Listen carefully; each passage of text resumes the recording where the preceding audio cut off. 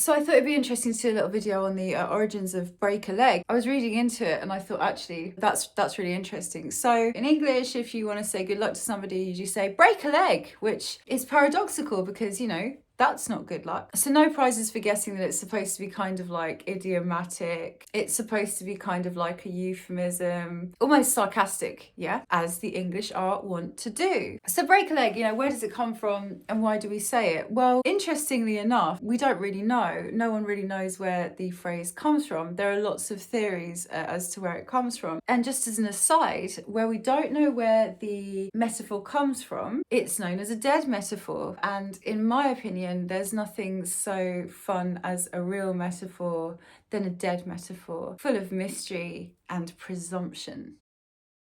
Theories prevail, such as the leg line theory. So the leg line is a real thing in acting and people who go on stage. So you'd have your people on stage and then you'd have your performers that weren't part of the play and they'd stand at the side of the stage. And, you know, the people that were on stage acting would obviously get paid and the people that were on the side of the stage wouldn't get paid because they weren't part of the show. So the idea would be that there's this thing known as the leg line, okay? So say something happened to a performer on stage, say somebody, you know, got sick or say somebody fell over or whatever, something happened to one of the actors, so a different actor had to come on and take their part, they would then be permitted to step over the leg line onto the stage and therefore take part in the play and be paid. So kind of fun that, you know, breaking the leg line was effectively like, yes, you're up, you have a chance, and therefore good luck was upon you, because if you were on stage, you'd be paid, and if you were off stage, you wouldn't. So yeah, breaking the leg line literally meant walking over the leg line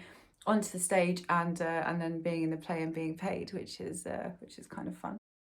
Another theory is that audience chair legs. Okay, so Elizabethan theatre goers would stamp their legs on the floor and their chair legs on the floor to make a lot of noise for, you know, a really, really good performer. So yeah, more encore, you'd be stamping your legs, possibly to even end up breaking one if the performance was that good.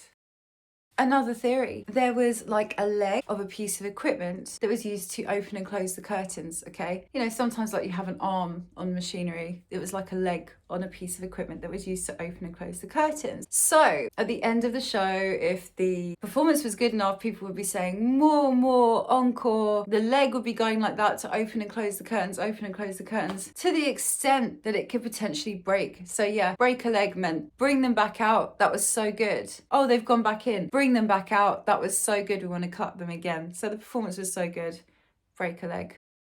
So kind of segue here, professional dancers don't actually say break a leg to each other before the show. They tend to say merde, which is French for shit, yeah? Or they say mucha mierda, which means lots of shit in Spanish. Or they say muita mierda, which means lots of shit in Portuguese. Okay, so this came from a time where people used to ride horse and carriages to the theatre. And if there was loads and loads of shit piled high outside the theatre, you would know that it was a successful play. So yeah, it's sort of like merde, you know, may there be shit, may there be loads and loads of horse dung outside the arena, may it be popular, may it be brilliant, may it bring fans. So yeah, merde. Connected, or somewhat connected, I was also reading about opera singers. Okay, so and also accompanied by knocking on wood, was an idiom used in the opera to ward off a spell or bad luck. And this is interesting actually, because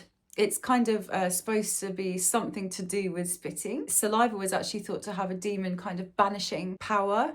And just hear me out for a second on terminology, because this is really good. Okay, so was this kind of saliva spell, this spitting spell, was actually supposed to be derived from Rotswelch, which is a secret language spoken in Bohemia, Germany, Switzerland and Austria. A secret language a bit like Polari. So you can go and have a look at one of my other videos if you want to learn more about Polari or secret languages, because it's kind of like a secret language. And secret languages are kind of usually used by social minorities in order to kind of escape being noticed by the law.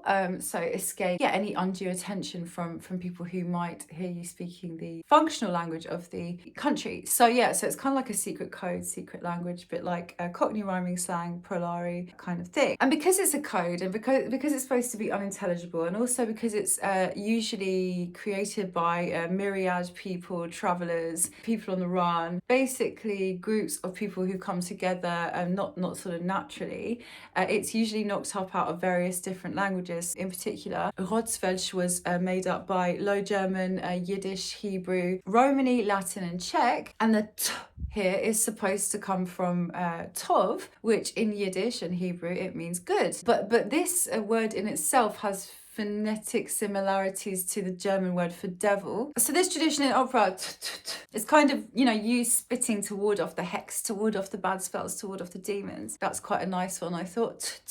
Comes ultimately from Rotswelch, which is tov, tov, tov, which means good, good, good.